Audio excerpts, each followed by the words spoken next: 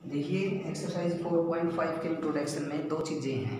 एक तो एडजॉइंट निकालना किसी मैट्रिक्स का और एक इनवर्स निकालना किसी मैट्रिक्स का। ठीक है, तो एडजॉइंट निकालना मैंने बता दिया था कल।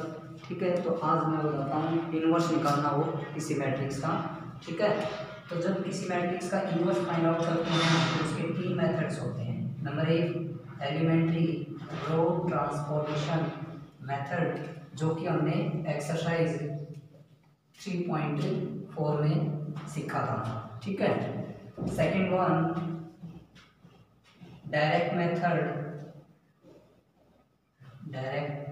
मेथड जो कि हम एक्सरसाइज 4.5 में सीखेंगे। ठीक है, और नेक्स्ट वन कैले Hamilton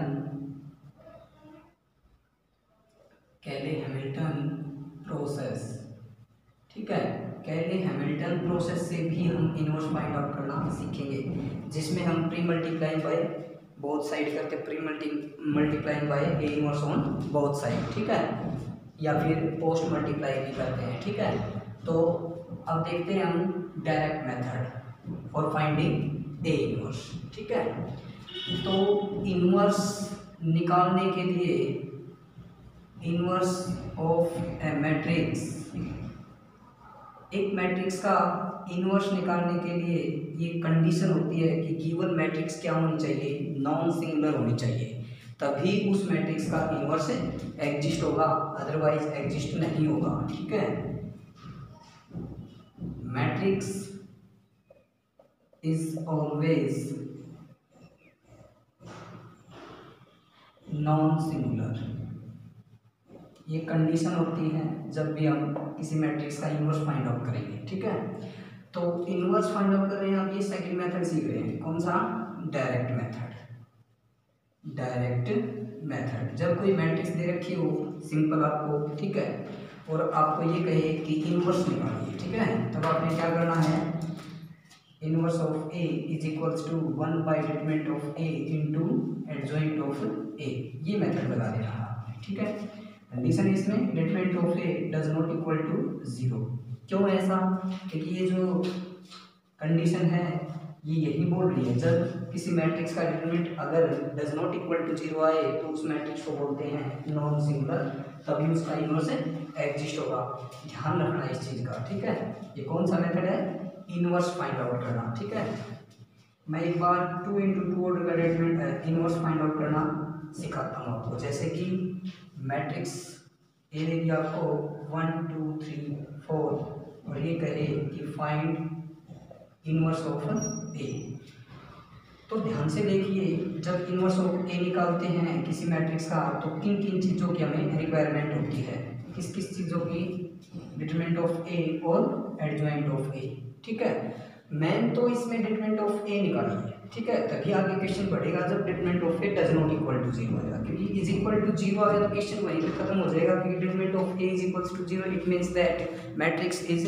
singular, hence inverse of given matrix does not exist. ठीक है, तब एग्जिस्ट नहीं करेगा तो क्वेश्चन वहीं पे खत्म हो जाएगा। तो सबसे पहले आप क्या निकालोगे, determinant of A 1 2 3 4 determinant find out करते हैं, वो कैसे निकालते हैं, determinant of A is equals to cross multiply, किसके साथ में मल्टीप्लाई करेंगे 4, इसके साथ में मल्टीप्लाई करेंगे 3 2 6, बीच में माइनस आ जाएगा।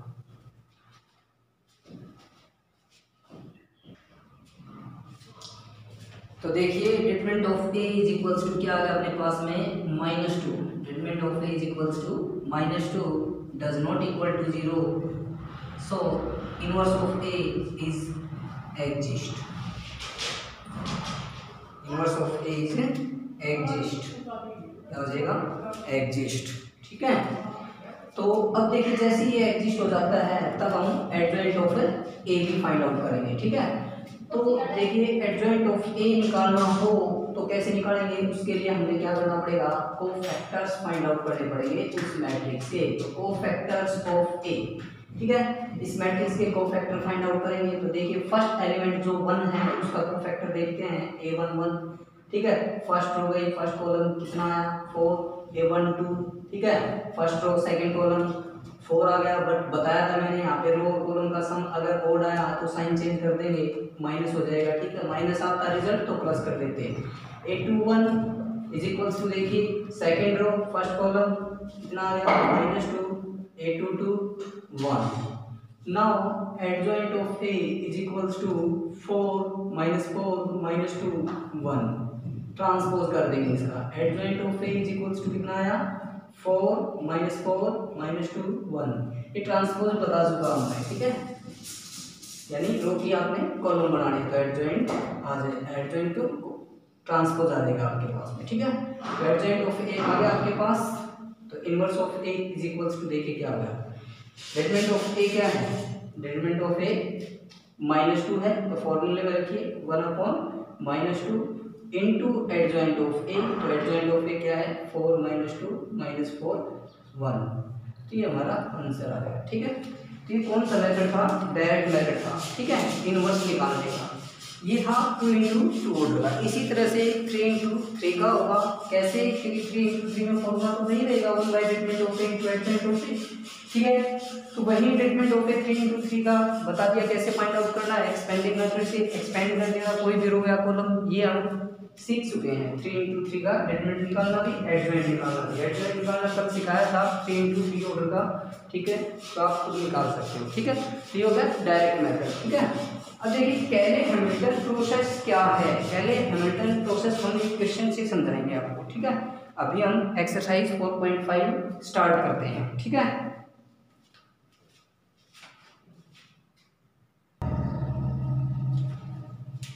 देखिए क्वेश्चन नंबर 13 एक्सरसाइज 4.5 का, तो देखो दो मेथड हम सीख चुके हैं इनवर्स फाइंड आउट करने के। Number 1 elementary row transformation method, exercise 3.4 से रिलेटेड था, और फिर है डायरेक्ट मेथड जो कि एक्सरसाइज 4.5 में, एंड लास्ट वन कैले हैमिल्टन प्रोसेस, ठीक है। तो मैं दो मेथड बता चुका हूँ आपको। एक्सरसाइज 3.4 में एलिमेंट्री रो ट्रांसफॉर्मेशन मेथड था, और डायरेक्ट मेथड अभी अभी समझाया है, ठीक है। अब नेक्स्ट है हमारा लास्ट वन कैले हैमिल्टन प्रोसेस। इससे देखिए इनवर्स कैसे निकालेंगे, तो देखो ध्यान से, कैले हैमिल्टन प्रोसेस में क्या होगा कि कोई मैट्रिक्स आपको देगा, ठीक है, और ये बोलेगा कि ये जो मैट्रिक्स है, ये मैट्रिक्स जो दे रखी है आपको ए, शो कीजिए कि ये जो रिजल्ट है वो is equals to 0। It means ये जो मैट्रिक्स है ये इसको क्या करे, सेटिस्फाई करती हो, ये चीज शो कीजिए। और फिर लास्ट में बोले कि फाइंड ए इनवर्स। तो ध्यान रखना, तब आपका जो प्रोसेस होगा वो क्या होगा, कैले हैमिल्टन प्रोसेस मेथड होगा, ठीक है। तो फिर से सुनिए, अगर मान लो ये लाइन काट रखी है, ये लाइन काट रखी है, शो दैट ये काट रखी है इतनी, ठीक है, और ये पूछ रहा है फाइंड ए इनवर्स, तब आपने क्या करना है, डायरेक्ट मेथड लगाना है। अगर आपको ये दे रखी है ये ए मैट्रिक्स, और फिर बोले find inverse of A using row elementary transformation method, तब आपने क्या करना है, एलिमेंट्री रो ट्रांसफॉर्मेशन मेथड लगाना है। तो आपने तीनों को ना बहुत ध्यान से कंडीशन को देखना है, और उसी हिसाब से आपने इनवर्स फाइंड आउट करना है, गलती मत करना, ठीक है।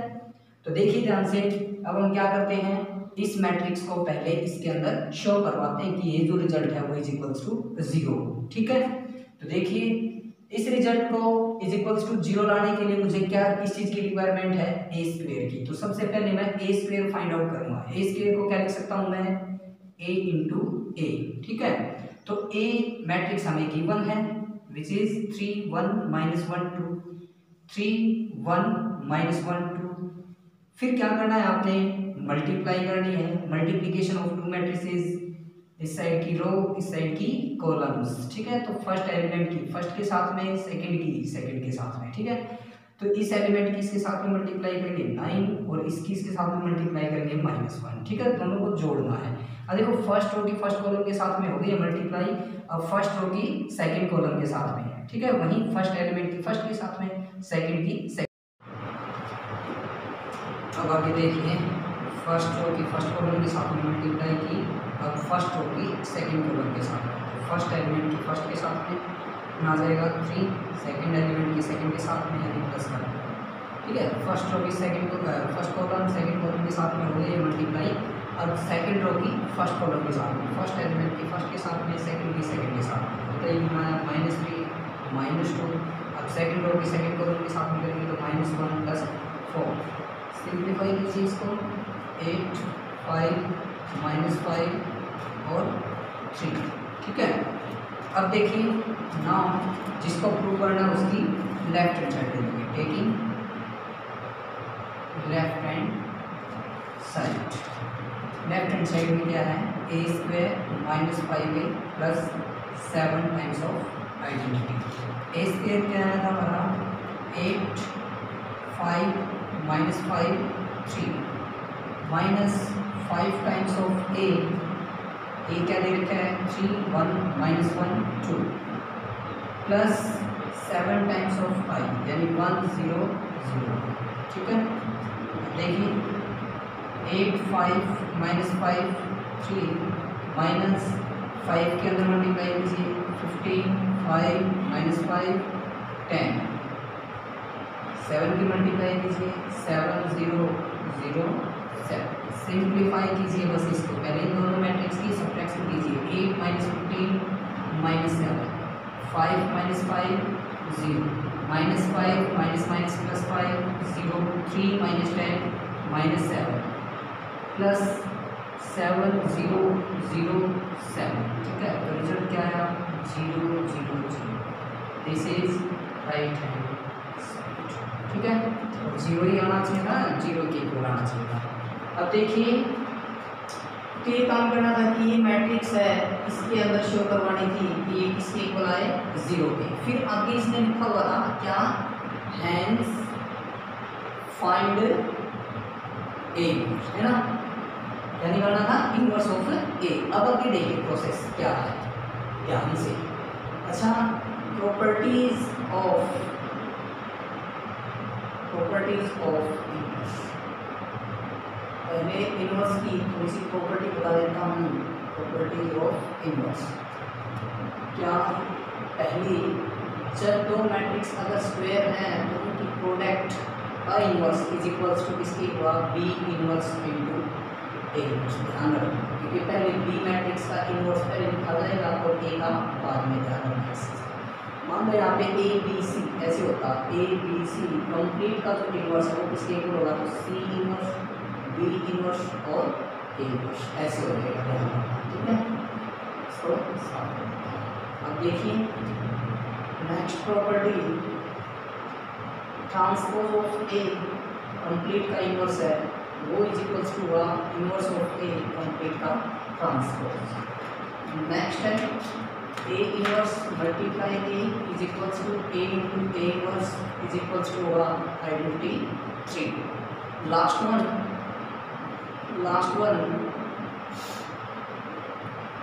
वन है हमारे पास ए बी का inverse is equals to B का इनवर्स इंटू ए का इनवर्स हो गया। बस लास्ट वन बच गया है। लास्ट वन क्या हो गया, डिटरमिनेंट ऑफ ए कंप्लीट का जो इनवर्स है वो इज इक्वल्स टू हो जाएगा 1/डिटरमिनेंट ऑफ ए, ठीक है। तो देखिए हमने निकालना था इनवर्स, ठीक है। अब आगे देखिए क्या है, कैसे निकालेंगे, यहाँ निकालते हैं, ठीक है। यानी इस मैट्रिक्स को आपने इसके अंदर शो किया है, इसी रिजल्ट को आपने लेके चलना है। तो देखिए यहाँ से a² - 5a + 7 times of identity is equals to 0। हम क्या करेंगे अब, pre multiplying by A inverse on both sides, दोनों साइड ए इनवर्स से मल्टीप्लाई कर देंगे। देखिए ए इनवर्स से मल्टीप्लाई, देखो प्री मल्टीप्लाइंग जब भी किसी क्वांटिटी से करते हैं तो उसको गिवन से पहले लिखते हैं, ठीक है। मतलब जैसे गिवन कोई मैट्रिक्स दे रखी है, ठीक है, इससे पहले लिखा जाएगा उसकी मल्टीप्लाई। जैसे कि देखो A inverse into a² - 5 times of A inverse into A + 7 times of A inverse into I is equals to 0। Right hand side में इनवर्स की मल्टीप्लाई करोगे 0 के साथ में, वो 0 हो जाएगा।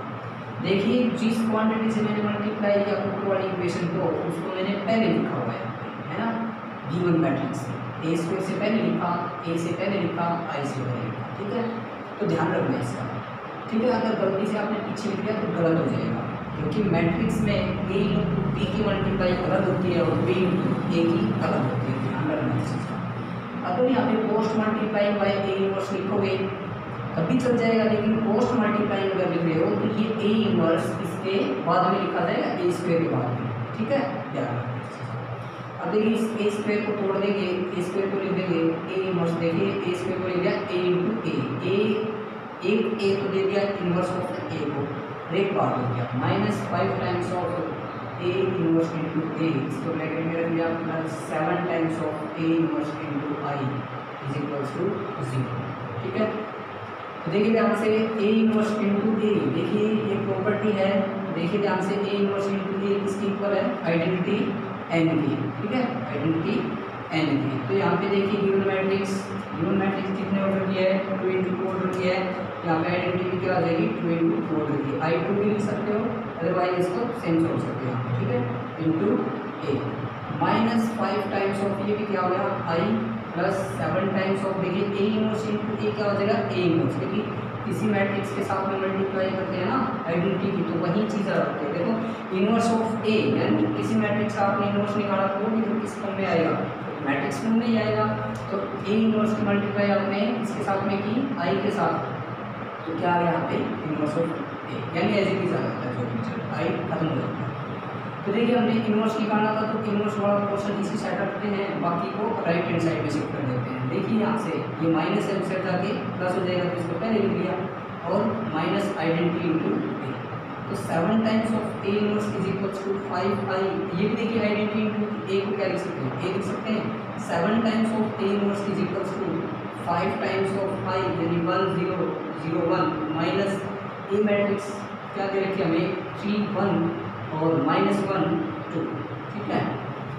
तो 5 की मल्टीप्लाई कीजिए पहले, 5 0 0 5 -3 1 -1 2, इसको सिंप्लीफाई कीजिए, 5 माइनस 3 क्या हो गया 2, 0 -1 -1 0 +1 5 -2 कितना आया 3, इसकी इक्वल चल रहा था 7 टाइम्स ऑफ ए इनवर्स के, तो A inverse is equal to क्या आ जाएगा 1/7 टाइम्स ऑफ 2 - 1 1 3, यही हमारा आंसर होगा, ठीक है।